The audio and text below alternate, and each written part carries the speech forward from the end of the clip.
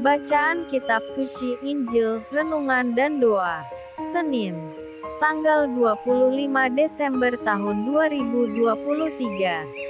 Hari ini telah lahir bagimu Juru Selamat, yaitu Kristus, Tuhan. Inilah Injil Suci menurut Lukas, bab 2 ayat 1-14.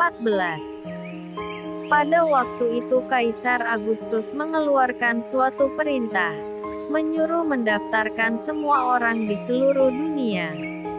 Inilah pendaftaran yang pertama kali diadakan sewaktu Kirenius menjadi wali negeri di Syria. Maka pergilah semua orang mendaftarkan diri, masing-masing di kotanya sendiri. Demikian juga Yusuf pergi dari kota Nazaret di Galilea ke Yudea, ke kota Daud yang bernama Betlehem, karena ia berasal dari keluarga dan keturunan Daud, supaya didaftarkan bersama-sama dengan Maria, tunangannya, yang sedang mengandung.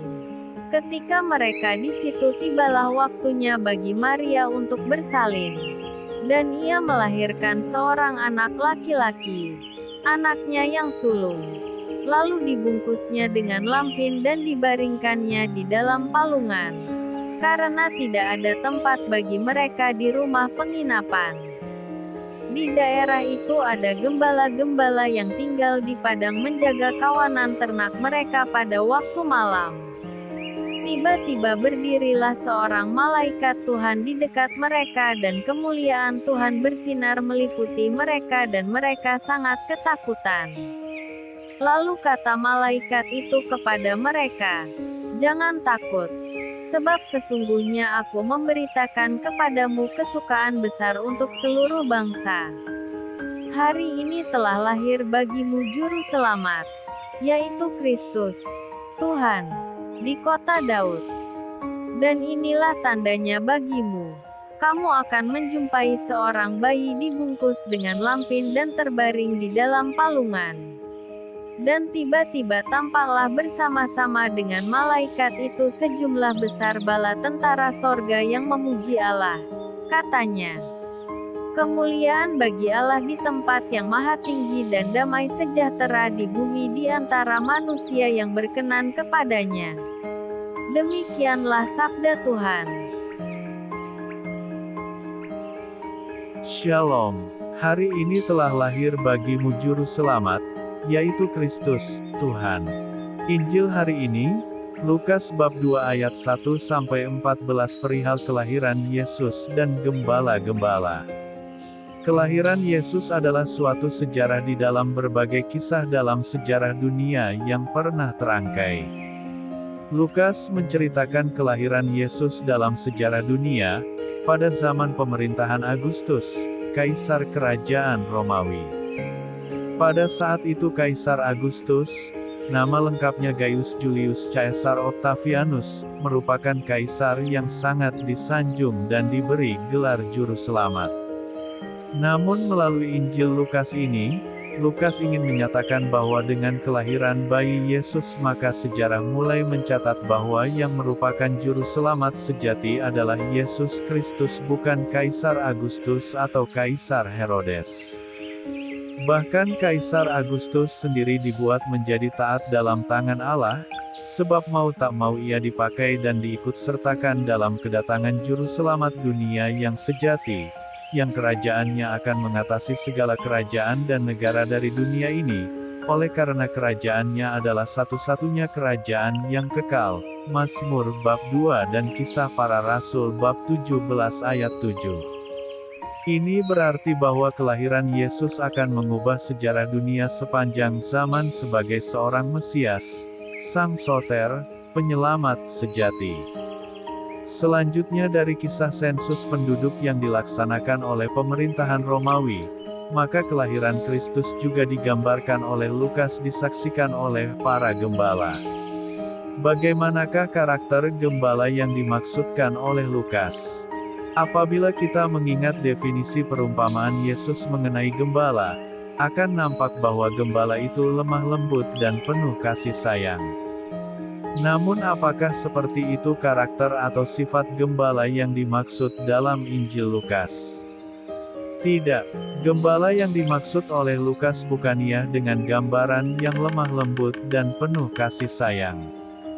Tetapi gambaran gembala umumnya saat itu adalah kasar, tidak mengindahkan peraturan masyarakat, sehingga dalam hal ini Rabi Yahudi, tokoh agama, memandang rendah mereka karena mereka hampir tidak mempedulikan agama. Mereka, para gembala miskin ini, sering menggembalakan domba di ladang dan memakai sumber air orang lain. Bahkan para imam Yahudi menganggap mereka sebagai orang-orang yang tidak dapat dipercaya, sehingga mereka tidak diperbolehkan bertindak sebagai saksi di pengadilan. Maria, dalam kidung pujiannya, yaitu Lukas bab 1 ayat 46-56 juga menggambarkan bagaimana keselamatan tiba pada orang-orang yang miskin. Miskin dalam arti mengakui keterbatasan dan kefanaan hidup di dunia ini. Dalam hal ini orang-orang yang selalu dipandang rendah dan hina baik dalam hal karakter, sifat, moral, status sosial bahkan keagamaan. Tetapi, justru pada mereka yang berkarakter seperti itulah berita Natal, berita kesukaan tentang lahirnya Juru Selamat hadir. Gembala yang tidak boleh menjadi saksi di depan pengadilan, malah menjadi saksi bagi kelahiran Kristus. Ini menjadi jelas, untuk siapa Yesus lahir. Ini menjadi tanda yang jelas bahwa Juru Selamat lahir untuk semua umat manusia tanpa memandang siapa orang tersebut, status sosial, ekonomi, pendidikan, suku, adat istiadat bahkan agama. Ia datang untuk semua orang, dalam hal ini ialah umatnya, dan golongan yang percaya kepadanya. Sejarah kelahiran Yesus selalu kita rayakan bukan tanpa makna tetapi dengan makna bahwa Dialah Juru Selamat sejati yang telah ditunggu umat manusia sepanjang sejarah, baik sebelum dan sesudah kelahirannya. Kedatangannya pun bukan merupakan peristiwa spektakuler seperti dalam setiap kepercayaan manusia. Namun kedatangannya yang sederhana menunjukkan bahwa kelahirannya menyentuh segala lapisan hidup manusia. Ia menjadi benar-benar manusia tetapi sekaligus benar-benar Allah sejati. Dan saat ini apabila kembali kita merayakan dan merenungkannya pada Natal, maka mari persiapkan hati dan hidup kita untuk bersyukur sekaligus berserah menantikan kedatangan kedua kalinya, yang waktunya tidak seorang pun tahu, hanya Bapa di sorga yang mengetahuinya. Marilah berdoa. Tuhan Yesus Kristus, Engkau adalah firman yang hidup. Maka hidupkanlah selalu terang firman-Mu dalam hidupku agar kegelapan tidak lagi menguasai hatiku. Amin. Tuhan Yesus memberkati. RHPE Channel.